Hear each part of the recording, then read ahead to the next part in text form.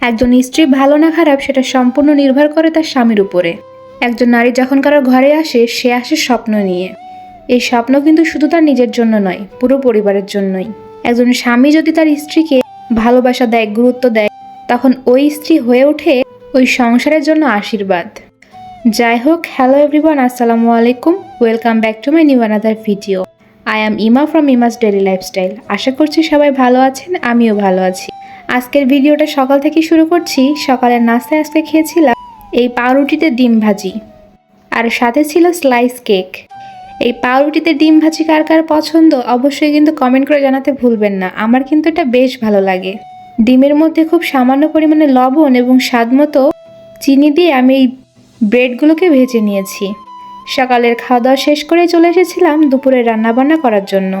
আজকে দুপুরে রান্না করেছিলাম করলা, আলু আর ট্যাংরা মাছ দিয়ে বেশ মজাদার একটা চচ্চড়ি। চলুন কথা না বাড়িয়ে রেসিপিটা আপনাদের সাথে শেয়ার করি।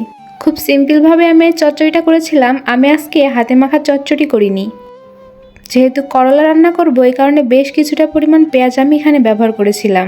তারপর একটু লালচে করে ভাজা হয়ে গেলে এখানে ব্যবহার করেছি জিরা বাটা, রসুন বাটা, আদা বাটা, স্বাদ মতো লবণ এবং পরিমাণ মতো হলুদ ব্যবহার করে খুব ভালো মতো মশলাগুলোকে কষিয়ে নিব।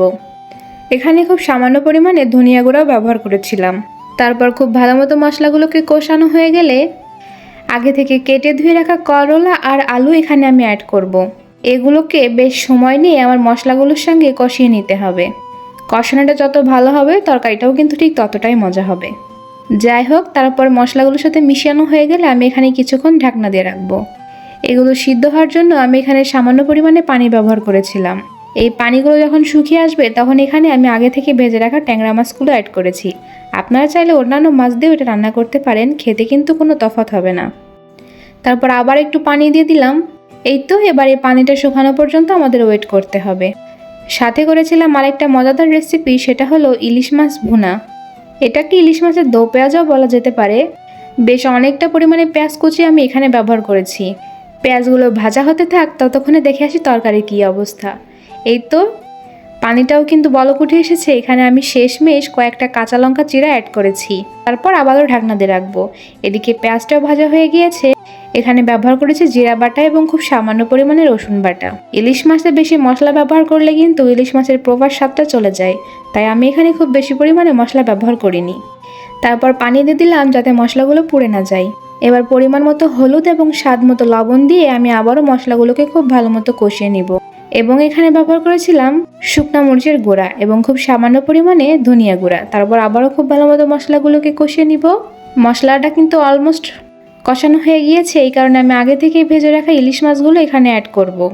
তারপর মশলাগুলোর সঙ্গে আমি ইলিশ মাছগুলোকে খুব ভালোভাবে মিশিয়ে দিচ্ছিলাম। এবার আমি ঝোলের জন্য এখানে পানি ব্যবহার করব। যে যেমন ঝোল খাবেন ঠিক তেমনই পানি এখানে ব্যবহার করতে হবে।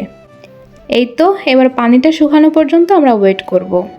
খুব ভালো মতো নাড়াচাড়া করে আমি এখানে ঢাকনা দিয়ে রাখছি। ইলিশ মাছের যে ডিমটা সেটা কিন্তু আজকে আমি বের করে রেখেছিলাম আলাদা দেব বলে। এটা আমি আগে থেকেই দিইনি, একটু বলক ওঠার পর এই ডিমটা ব্যবহার করেছি যাতে এগুলো ভেঙে না যায়। তারপর আবারও ঢাকনা দিয়ে রাখবো এবং শেষমেশ এখানে কিছুটা কাঁচা লঙ্কা অ্যাড করেছি। এই তো, আমার রান্নাবান্না শেষ আজকে এই পর্যন্তই। যেহেতু আমি নতুন, অবশ্যই ফলো করতে ভুলবেন না। এরকম ভিডিও পেতে অবশ্যই আমার পেজটিকে লাইক, কমেন্ট, শেয়ার করে পাশে থাকবেন। আজকে এই পর্যন্তই, দেখা হবে নেক্সট ভিডিওতে। Thanks for watching.